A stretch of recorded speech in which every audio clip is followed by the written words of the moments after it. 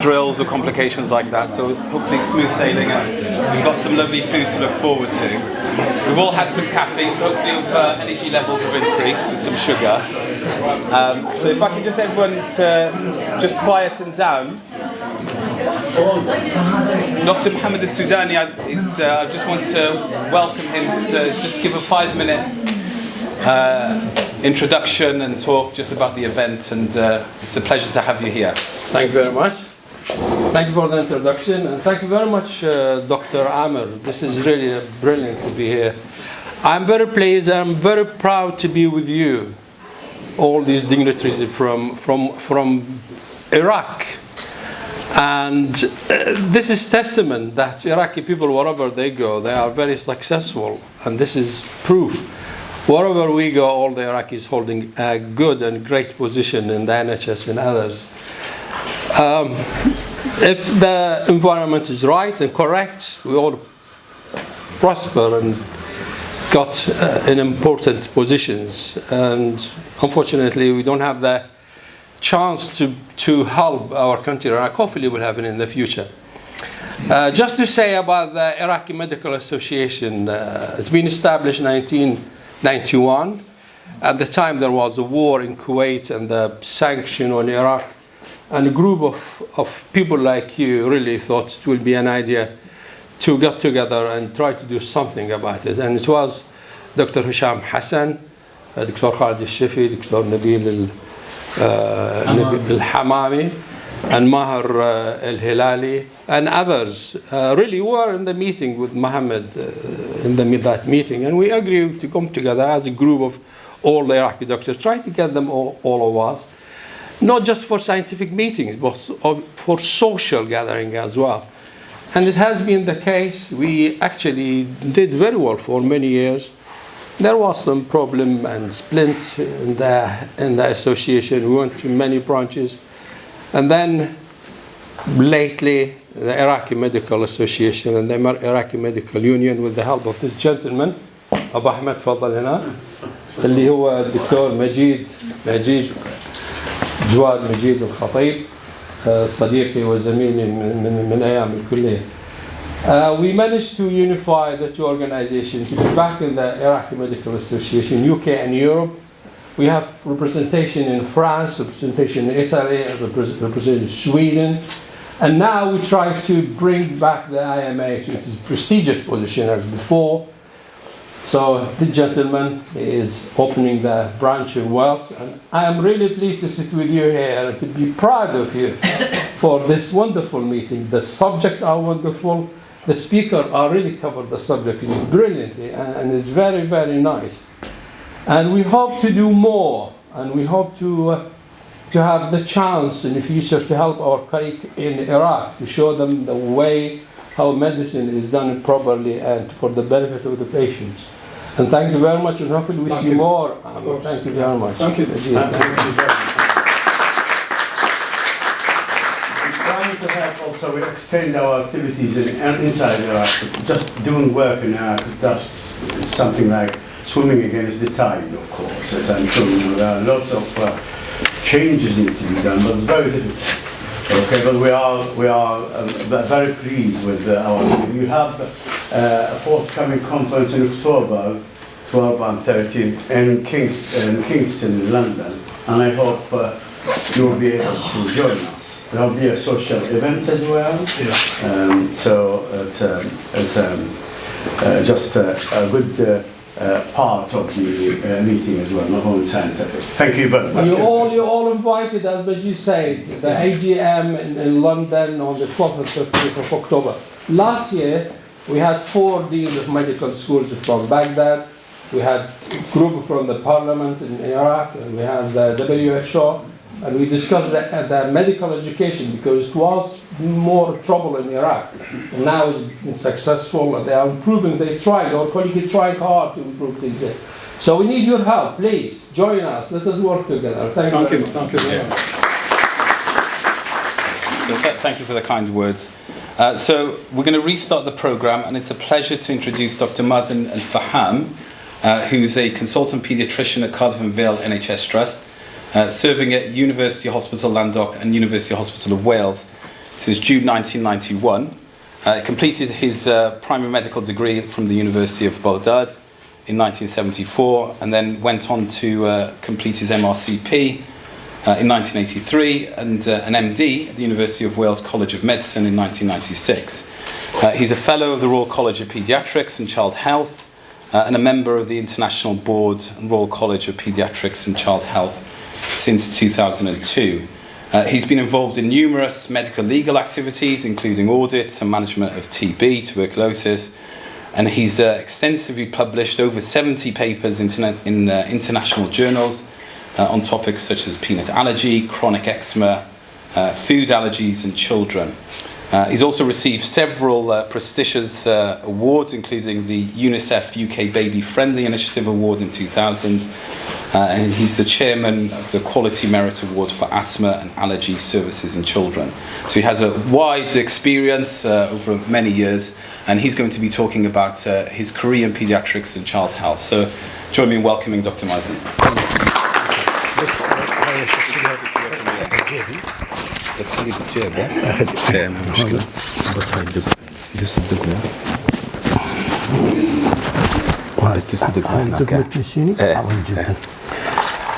أولا أشكر الدكتور عامر على على الدعوة. I'm grateful to you. You asked me to talk about a career in pediatrics, and this is over 50 years. Now, where do I start, or as the song says, where do I begin? So what I thought I will do, I will just do a short introduction of what I have done over 50 years. And then I decided to give you 3 clinical cases, all of them brief. I thought at least one of them will capture the interest of a wide audience. There are only 2 pediatricians, so this is not meant for pediatricians, by the way. It's meant for all other colleagues who are here, and I'm honored you are here. 3 things to say. One, I loved doing pediatrics. So it was a vocation for me. It was a hobby. I loved every bit of it. So you will see I have delved into many areas of it.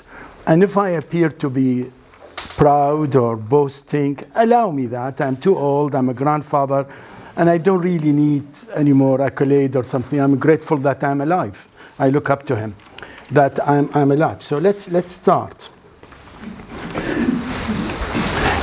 Pediatrics in Greek means, ped means child, and iatros means physician. What I like you to concentrate on this thing, which is we don't just deal with the sick child. We deal with the healthy child, and that's one of the beauty of doing pediatrics. You're always online, on the borderline. Is that an ill child, and we do this, or we don't? Right. So we go down. It's a great privilege. I mean, how would you not love that sort of group of people? I didn't just love them. I actually respected them for their honesty. You get what you see, easy. And when I said we did child health, this is a good illustration. We advocate breastfeeding 99.9% of the time, except in certain situations. And we look after their upbringing. We worry about them in case they are abused. We worry for adolescents. They are a group of their own. You have to treat them like royalties, whatever you call it. And their education is so important, and we participate in that. We give opinion on that. We worry about immunization. That's a BCG site. And I will get many referrals for children delayed walking, and I need to use my skills to say, is that child to be investigated, or is that child to be the parents to be reassured and they go home? So that's child health for you. The broad duties are from birth to 16 years of age. in medicine. When it comes to the government, the society, a child is a child until he or she are 18. Then they can vote and so on. That might change. But basically, we look after children from birth to 16 years of age. Now, and the American 21 years. 21, all right. So, the hallmark of doing pediatrics is attention to details, because there are no details. This baby is crying. The parents are not able to tell us why he is crying, and I cannot tell. So basically, you're always you're looking for details because there are no details. Now, I started my work, I graduated in 1974 from Baghdad Medical School. And I worked in the مستشفى الطفل العربي بالكرخ. And I understand this is what it's called now, مستشفى الطفل المركزي. We worked 3 months there, me and my wife, and as house officers. And honestly, those 3 months, the quality of the work they gave us, the direction, is something I'm very proud of. And the amount of work was probably equivalent to a year. And from then I said, am I going to look after those children? And one day he's in severe asthma, and next morning he's smiling to me. So I immediately loved the branch, and I said, I'm going to stay in pediatrics, and I did. So we came to Britain in 1974. And that's very brief, by the way. I'm not going to say too much about that. The first thing they thought I would be an expert on tuberculosis. And I said, no, I mean, you know, the health system in Iraq and the social aspects of Iraq in that time. And I worked in Baghdad.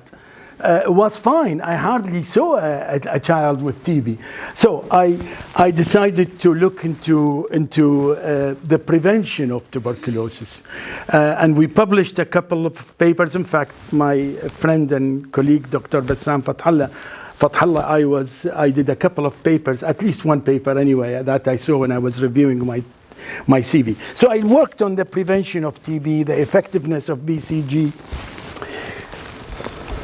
And then I became a clinical research fellow in cystic fibrosis in the University Hospital of Wales. And I researched in CF, published on it. I did an MD degree on the Aspergillus lung disease. That's my thesis, Aspergillus lung disease and cystic fibrosis. My wife, Leila, did the genetic study of cystic fibrosis, and she also published her MD thesis from the same university. I'm not going to tell you more about that, but I had to give you a bit of overview. 30-40% of our work, whether it is Bassam or me or Majid, is per day and night is to look after newborn babies, full-term, premature babies, down to 24 weeks gestation. We deal with those babies, intensive care, first-class intensive care. So that baby will have a tube into his lungs, will have an arterial line to measure his blood gases and his blood pressure, a venous line, and so on. And on an average during a weekend, I used to cover Landock Hospital and the Heath Hospital. On average, we would have 7 babies like that, apart from another 20-30 babies in the special care unit who are just being fed and nourished. But those were intensive care. So this is really a little overview of what I did. I'm going to give you 3 cases. I hope they will be of interest to you. Case 1 is a case that I dealt with in 1984. I was a registrar in the Cardiff Royal Infirmary, and that led into change of practice. This is our little baby who was 3 months then. You could see he was actually thriving. He was well fed, and that's a problem.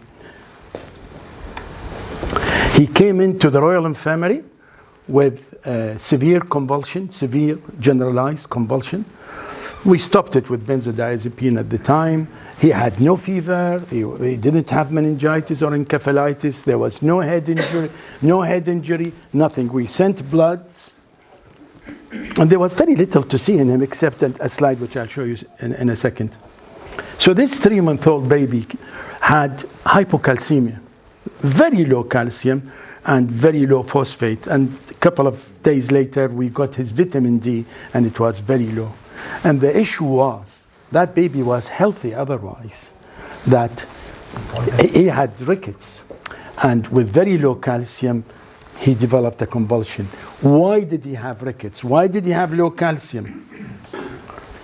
You could see he was thriving, but his mother didn't give him enough calcium.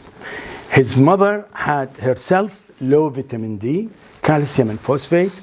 She was of Middle Eastern origin, very low sun exposure. And even if the diet is good, you need a bit of sun exposure. So when I looked at this, I said, well, I am in the middle of Cardiff and I encounter a case of rickets due to breastfeeding, which is the wonderful thing to advise about. You must breastfeed. So we decided to do a study on, and this is the study briefly. I'm going through this briefly. 144 pregnant women were recruited to our study. We took ethical approval from the local medical ethics committee, and we studied only ethnic minority groups of Asian and African origin. I was staggered. 80% of those 144, not 80 individuals out of the 144 had very low vitamin D level. It wasn't low, it was convincingly low. And you could see in the first, these are just number of women. So 95 Asian women were recruited. 57 of them, this is staggering, were deficient in vitamin D.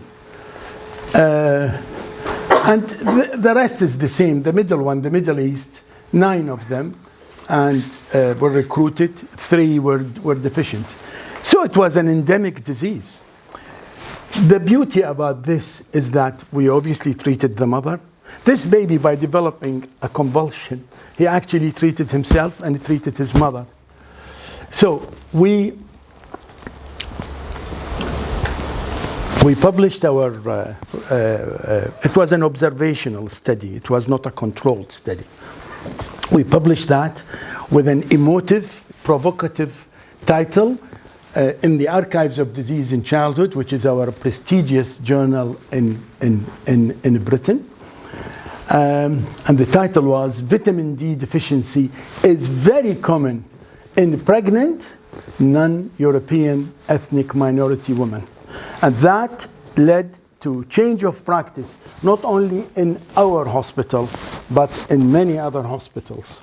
The Department of Health has got several publications, and the report number 49 was on nutrition and bone health, and they referred to our study, and that affected some change in the management of ladies who presented as pregnant. They will have their blood taken in their booking, and it's only half ml extra you need to check parathyroid hormone and vitamin D. Half ml was enough, and all of them accepted. We say if we found you deficient, we'll give you vitamin D. As simple as that. So that's my first case. I just want to say something here. This is the normal child. Normally, at 1.5 years, you get bowing of the legs. At 3 years, you get knock knees. And at 7 years, straighten up. That in the great majority of children. My role and the role of my colleagues, the general practitioners, is to say this is not illness, this is not disease, this is normal phenomena. You might say, well, why don't you just simply check calcium and send them home. Well, I don't, because I don't, it's harmful. First, do no harm in medicine. And if I attack a child for a blood test just so that I tick a box, I won't do it. I take a good history and do a good examination. And if I find something like this, which is broadening of the wrist, which is one of the cardinal signs of rickets, or if I think that the nutrition is suboptimal, and so on, then I'll go and do the blood test. But this is just to give you this line between illness and health. So that is my first case. The second case is to do with establishing a children allergy center in South Wales.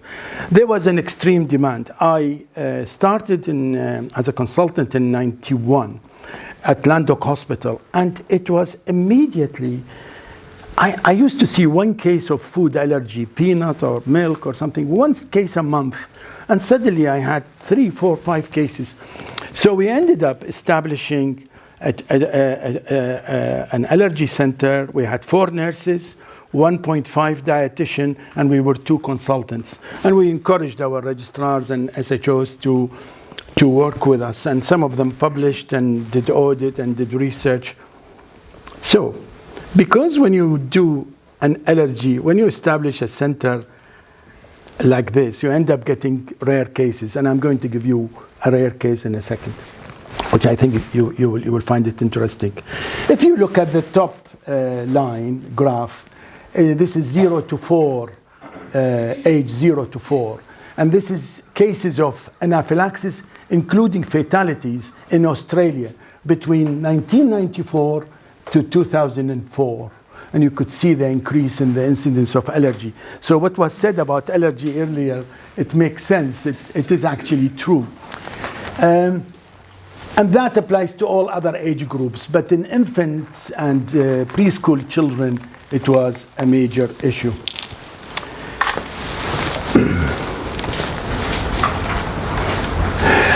It became so common, allergy in Britain, and in fact, in most of the Western world, that was a caricature in one of the daily newspapers. The mother is saying to the father, look, he's being bullied because he doesn't have allergy. So he was the odd one out. He was the odd one out. It is, and we had a lot of cases from South Wales and West Wales, children mainly with asthma, eczema, hay fever, and food allergy. Then we dealt with drug allergy as well. So, all this is to say to you, we got a rare case. I think one of you here definitely will get the diagnosis as I introduce it. Patient J was born in 1988 in South Wales. He had 7 episodes of collapse during exercise. He was investigated extensively at the referral hospital. No cause was found, but it was a life-threatening condition. You need to look into it. There were wider implications, of course. Sudden death associated with exercise. The first thing you think about is myocardial ischemia, cardiac arrhythmias, structural heart abnormalities, aneurysm, and other causes. He was extensively investigated, and some of them were repeated.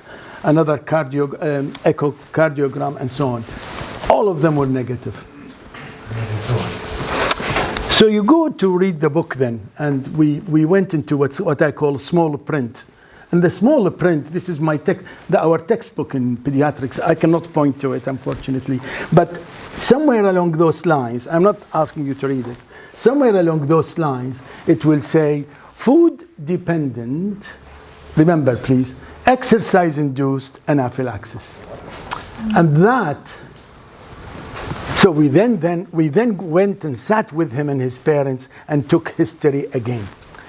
And it was very interesting. So the first reaction, he had a pizza, he was in Disneyland in Paris, then he went swimming. Soon after, he developed an anaphylactic reaction with hives, swelling of the lips, wheeze, and he collapsed, and he ended up with having oxygen and intravenous hydrocortisone and antihistamine, Piriton. The second case was, and in the interest of time, I'm speeding. Second case, he had spaghetti. He went out to play football. By the way, he's one of the most athletic children I have come across. He's always running and playing, as you will see in the next two slides. He went out to play football. Soon after, he developed severe hives, but he was treated with oral Piriton and settled. The third reaction, same food, spaghetti, and he was playing tennis, became very itchy, went to the bathroom, and his friends were helping him. He collapsed. They took him to A&E, I think it was the Royal Gwent, and he was given oral steroids, and he was observed for several hours. And the fourth reaction, he had a sandwich. Again, he went out cycling with his friends, and he developed hypotension, blood pressure 73/34.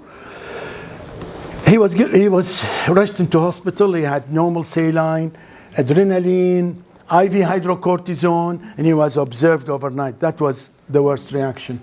He had 3 more reactions, and if you could look at it here, all of them with the same combination. All of them with the same combination. Consuming food with wheat as one of the ingredients, and exercise afterwards.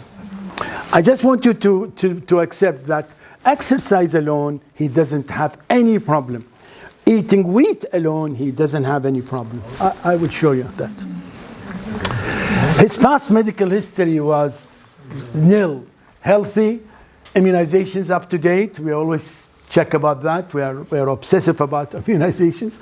He didn't have asthma, which is very relevant in this situation. I didn't know anything about his family history because he was adopted. We did IgE test, and those tests were all positive, grade 1 out of 6. Those tests, by the way, you can only interpret with a good clinical history, and I'll come to that. So, I say it more again, food-dependent, exercise-induced anaphylaxis. Exercise or food alone would not lead into a reaction, as I said a second ago. So, the first message, which I shouldn't say to you, this is a message for medical students, is to say taking good history is a basic step in medicine, as they told us 55 years ago, and still applies. And the allergy tests can only be interpreted alongside a careful clinical history. They are not useless on their own, but more or less you need to get the history right. These are the tests. All of them are positive. But in his case, combining those tests with history, it was the wheat which is causing him the anaphylaxis. And in fact, it is well documented. These are one of the papers from Italy, which says the most common food implicated was wheat. Treatment is no wheat for 4 hours prior to exercise. Fexofenadine we gave him during March to September, and adrenaline auto, we supplied him with an EpiPen, adrenaline auto-injector. We did so much work in allergy. I am proud to tell you that we had a visit from the House of Commons. The House of Commons, they were getting reports that allergy in children is becoming so common and severe and could be fatal. And it is reported in the social media extensively. As we are a teaching district general hospital, where we have started from scratch, they thought we will be a good center to visit rather than going to a place like St. Thomas's Hospital. With great respect, I learned a lot from St. Thomas's Hospital. They came to us as we have started from scratch. So we had this visit in 2004. The health committee visited us. They recommended that their findings to the Department of Health. And the Department of Health in 2006 recommended for our RCPCH, Royal College of Paediatrics and Child Health, was funded to develop 6 months care pathways. And I am pleased to say we contributed to those care pathways, and these papers, specifically the one on anaphylaxis, work in a group that was published in Archives of Disease in Childhood. Let's call it, it's our pediatric BMJ or Lancet, and we contributed to that. Right. I have, how much more I have? 20 minutes. Right, so I'm well in time. I have so far told you happy things, and doing pediatrics is 99.9% is into the heart. The next few slides are the sad side of doing pediatrics. I stopped enjoying pediatrics when I saw those cases, and this is the cases of child cruelty to children. So would you imagine a toddler to be strangled? Then people will tell you, oh, well, we had something around his neck. The story is always stupid. I'm sorry to say it like that, but I can't even describe it in any better way. You know, when you have your children, you want to embrace them, you want to put them in your heart, you want to protect them, you stop having food if they don't have enough food to give them. To have somebody coming in beaten and then might ultimately have developmental problems or physical problems is, to all of you here, I'm sure, is unthinkable. So it took the joy of doing pediatrics out of our hearts. And I'm not going to say much into it. It depresses me, and I'm not an expert in it. But I've dealt with it. I have been to courts as not as an expert witness, as a professional witness. Mother was ironing on the floor, and he was a toddler who was active, and she burned him with this. So this is what happened. So that's enough of those slides. Outcome of cases of child abuse is almost never a happy outcome. Whenever they come through the door, it's a depressing, sad day. Why? Because all of them are preventable if we have adequate parental care, we have extended family, good social setup, we have enough food for them and good schooling and so on. All of it is related to social aspects and to community aspects. So all of them are preventable, sad. Whatever the outcome is devastating for clinicians. If I return the child home, I will be worried he might be beaten to death or beaten to handicap. If I take him into foster care, it breaks my heart because I'm taking him off his natural parents. So it's never a happy ending, and not just for me, for the social workers, for indeed all professionals. I have seen nurses and doctors crying in the side room because of what they were seeing. Right, so enough sadness.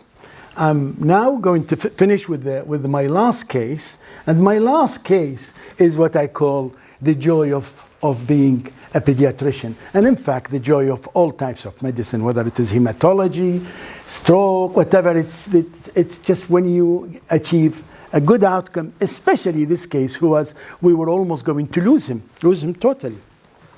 So let's start with this one. I am giving you the diagnosis. The diagnosis is hyper IgE, recurrent infection syndrome. It's a form of severe immune deficiency, which I'll explain in one slide. And it's called hyper IgE syndrome. The most common features are recurrent skin abscesses and infections of the skin, recurrent pneumonia, high serum IgE, which is a useless antibody. We like IgA and IgM, but when it comes to IgE, I'd rather don't have any. So, and some of them have facial, dental, and skeletal abnormalities at birth, or they might show it later. Now, the hyper IgE recurrent infection syndrome is called Job's syndrome. Job is Prophet Job, Ayub, who is mentioned in the 3 Abrahamic holy books, the Torah, the Bible, and the Quran. All of them mentioned the Prophet Ayub. And he He was a man of great probity and virtue. Why was this condition assigned to him? Because he was full of Satan, inflicted him with painful boils all over. So with hindsight, people decided that he probably had hyper IgE syndrome. And they called this syndrome Job syndrome. And it couldn't be a better description for a patient, for our patient, patient L. He was a child who never complained. He will cry a bit if we stick needles into him, but he never pushed us. He was what we call, he had sabr Ayub. He had the patience of the Prophet Ayub. And he was that. So he entered into our hearts with his behavior and his manners and his tolerance. Great boy. He was born in 92 at term with a reasonable, good weight, birth weight 3 kilograms. That's his photo, supplied to me by his mom. And he was lovely at birth, he was fine. At 2 weeks of age, he developed facial blisters, pustules. In infancy, he had recurrent dermatitis and impetigo. No other reason. And in fact, he had 2 abscesses in his chin, under his chin, and in the groin. Both of them we had to surgically drain them. So he suffered a lot, this boy. His IgG, IgA, IgM were normal, but his IgE was high. Eosinophils were high, and that's consistent with hyper IgE. From early childhood, he developed recurrent pneumonias, recurrent dermatitis, and he had bronchospasm as well. The inheritance, it's on a single locus, autosomal dominant, but it's of variable expression. Some of them have skeletal abnormalities, some of them have mild infections. Our boy had severe infections, but it has variable expression. Most cases, so if it is dominant, you need either the mother or the father to have it. Most cases are sporadic. It's a new mutation. And some of them are autosomal recessive. This specific genetic mutation, which I will mention in a second, it does 2 things. It overstimulates a useless antibody, which is high IgE. It causes high IgE, so that doesn't help. And it understimulates the neutrophil chemotaxis. There is abnormal neutrophil chemotaxis, so there is poor response to immunization. In 2007, the mutation, which is called STAT3 mutation, was isolated on chromosome 4, on the long arm of chromosome 4. And it is causative in 70% of cases. 30% we don't know. Our boy had STAT3. That was tested and it was positive. We gave him, the treatment is largely generic really. He had IV immunoglobulins with good response, good immediate improvement in his skin. His lungs didn't improve much. And obviously we gave him antibiotics and we looked after his nutrition and his schooling and education and physiotherapy. He was a prince when he came to the hospital, and in the outpatient, everybody looked after him as well as we can. Age 11, just to make things worse, he developed difficulty with walking.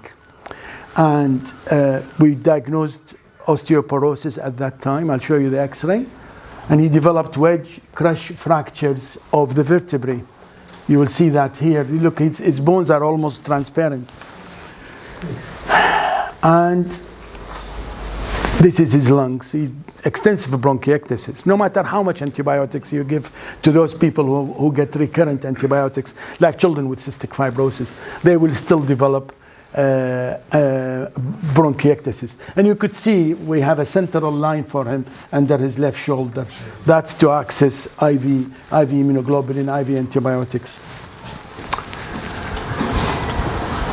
We gave him, for his osteoporosis, we gave him biphosphonates pamidronate, better mobility, feeling stronger. He started to go back to school. We were feeling a bit happier. But really, he's a boy with multiple systemic problems. But he never complained. Never complained. Ayub. And he didn't give up, which is also Ayub. Ayub-like, I should say. We then learned there was a pediatric immunology unit being established in Newcastle. And it was an evolving unit. So we said, shall we give him another chance? By the way, I omitted saying that I looked after the general side of him, the pediatric side, the respiratory side.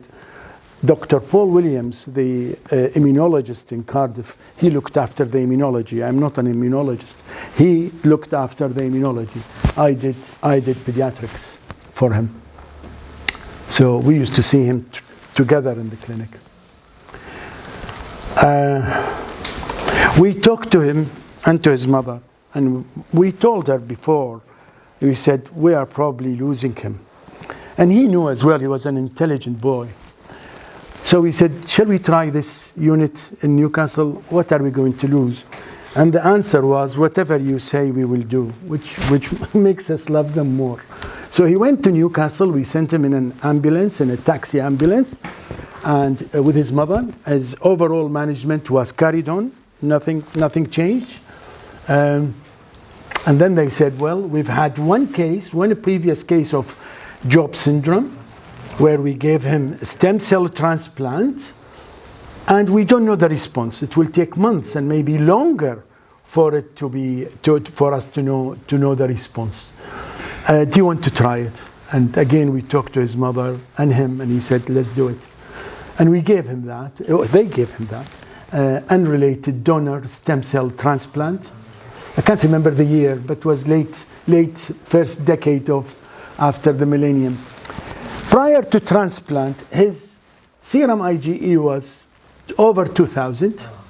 6 months after, it was 160, plummeted.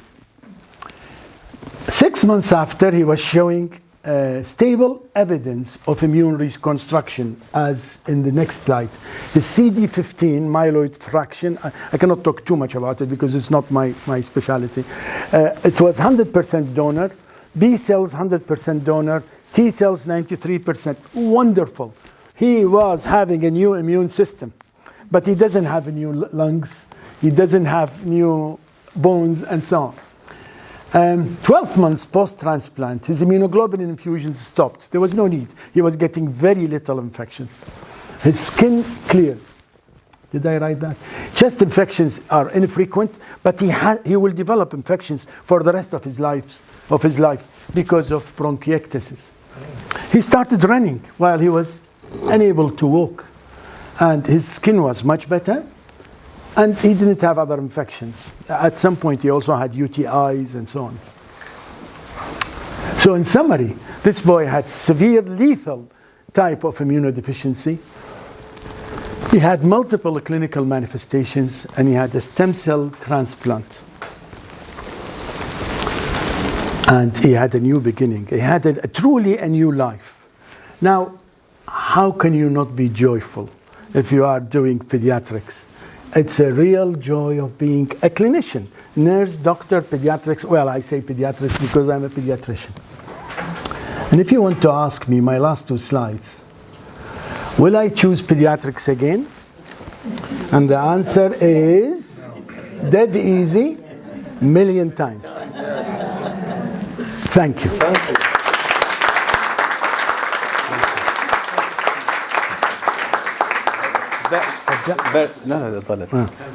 Very, really fascinating talk, and very motivational, I think. And I think there's something in terms of, I don't want to sound, put my foot in the wrong place, but your generation has a very, very fine detail to the clinical history and clinical skills. I think maybe younger generations would rely too much on tests and various other things. So thank you. So we've got time for some questions. Should we start? Thank you very much, being the only pediatrician. And Bassam. Sorry, I beg pardon, Bassam, sorry.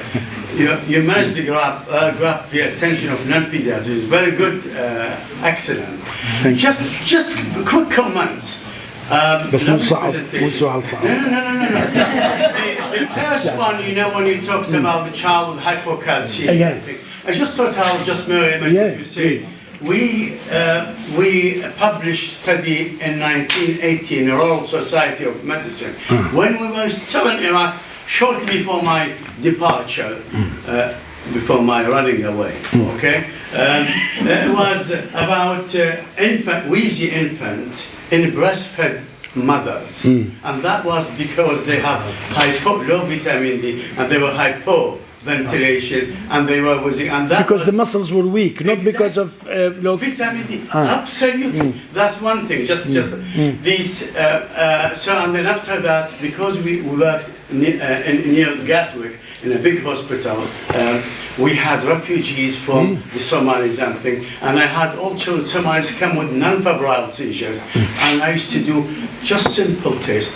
Tap them, then they just go Vostok sign, or I do blood pressure before they do any test, and they have hypocalcemia, and then we publish these things actually.